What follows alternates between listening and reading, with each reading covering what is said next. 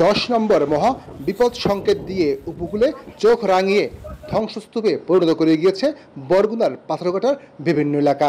তছনছ করে দিয়ে গিয়েছে উপকূলীয় শত শত ঘরবাড়ি। এর মধ্যে বরগুনার পাথরঘাটার প্রায় 100 ফুট নদীগর্ভে বিলীন হয়ে গেছে। এতে 6টি ঘর ও একটি মসজিদ নদীগর্ভে বিলীন হয়ে গেছে। দর্শক, বরগুনার পাথরঘাটার দুর্গম এলাকা হচ্ছে জিনতলা ভাঙ্গন এলাকা। এই এলাকাটি পাথরঘাটা শহর থেকে প্রায় 8 কিলোমিটার দক্ষিণে বিষখালী নদীর তীরে অবস্থিত। টানা 24 ঘন্টা দমকা হাওয়া ও ঝড় হওয়ার পরে ওই এলাকায় যাওয়া অনেকের পক্ষেই কষ্টসাধ্য। সেখানে গিয়ে দেখা যায় মহাপ্রলয়ঙ্কারী ঘূর্ণিঝড় রোমেলের তাণ্ডবে তছনছ হয়ে গেছে উপকূলীয় এই এলাকা। বাবা, মোর কিছু নাই, মোর আসলে সব নদীতে গেছে। এখন মুই আছি হুজো মানুষ, এখন মোর আল্লাহ যদি খাওয়ায় সে খাম, না খাওয়ায় না খাম। এগো সব ঘর দিয়ে চাইছি, চাই নিয়ে চাইছি। এই নিয়ে গড়দলে আমার ফ্যামিলি সহ থাকতাম, তো এই সেকালে অনেকখানি চাপদাল রাস্তা ভাঙ্গিয়ে আইসে, বুঝতে যে ভাঙবে তো ওই 24 ঘন্টা যদি দাবা থাকে কিছু একদম পরে দৌড়েছি, গড়দুয়ার সব ভাঙ্গি চুরি একালে ওদিকে তুষ্ণার হয়ে গেছে, কিচ্ছু পাইনি। আর শুনি বলে যে টাকা দেছে সরকার, রাজ্যেরটা কই একটাটাও তো পাইলাম না। হুগনা যে খাবার খাওয়া পাইনি, আর সরকার তো শুনি যে টাকা দেছে রাজ্যের, কই মোটা তো পাইলাম না একটাও।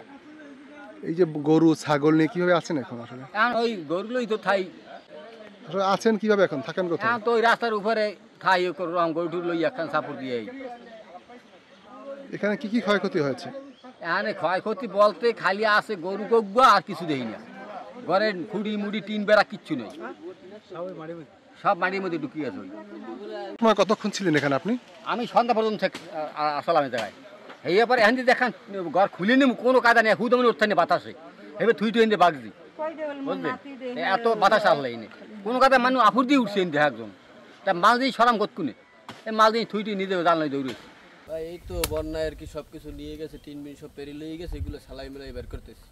বরগুনার পাথরঘাটার এই ক্ষতিগ্রস্ত এলাকা পরিদর্শনে এসেছেন বরগুনা 2 আসনের সংসদ সদস্য সুলতানা নাদিরার জ্যেষ্ঠ কন্যা ফারজানা সবুর রুমকি। পরশুদিন রাত থেকে কালকে বিকাল 4টা পর্যন্ত যে ঘূর্ণিঝড়টা হয়েছে, সেটার জন্যই আজকে এমপি মহোদয় বিভিন্ন জায়গায় আমাদেরকে পাঠিয়েছে। উনি কিছু কিছু জায়গায় গিয়েছেন এবং এখানে এসে যেটা মনে হয়েছে, আসলে এই পাশে ঘর সহই একটা মসজিদ সহই বিলুপ্ত হয়ে গেছেন। আসলে এটা তাদের অভিযোগ না, তাদের আসলে করণীয় কিছু নেই। এই জন্য তারা তো কারো না কারো কাছে একটা ঠাঁই চাবেন। এখান থেকে এমপি মহোদয় বলেছেন যে চোখে দেখে যতটুকু একটা লিস্ট করা যায়, তারপরে এখানে যারা জনপ্রতিনিধি আছেন লিস্ট করে যাচ্ছি।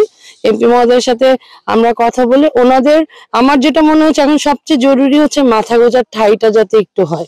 সেই মাথা গোজার ঠাঁইটার জন্য যেটা করা দরকার, সেই ব্যবস্থা এমপি মহোদয় অতি শীঘ্রই করবে। কারণ হচ্ছে ঘরের পোতা চলে গেছে, উপরের চাল চলে গেছে। আজকের পত্রিকার দর্শকদের জন্য জানিয়ে রাখি, প্রতি বছর জলোচ্ছ্বাস অথবা দুর্যোগপূর্ণ আবহাওয়া হলে এই এলাকায় সবচেয়ে বেশি ক্ষতিগ্রস্ত হয়। এই এলাকার মানুষের দাবি স্থায়ী একটি কংক্রিটের বেড়িবাঁধ নির্মাণ করা, যার আশ্বাস দীর্ঘ যুগ যুগ ধরে দিয়ে আসা হলেও বাস্তবায়নে কোনো রূপ নিচ্ছে না। কাজী তারিকুল ইসলাম রাকিব, আজকের পত্রিকা, পাথরঘাটা, বরগুনা।